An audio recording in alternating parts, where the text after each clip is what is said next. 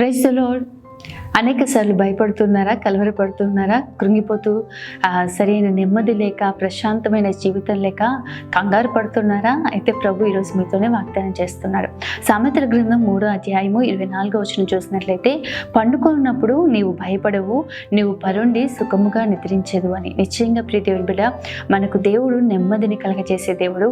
నెమ్మదితో ఈరోజు చాలామంది పడుకుంటున్నారు, కానీ నా నిద్రంతా కూడా కలవరాలు, భయాలు, ఎన్నో భయంకరమైన ఆలోచనలు వెంబడిస్తూ ఉంటాయి. నెమ్మది లేదు.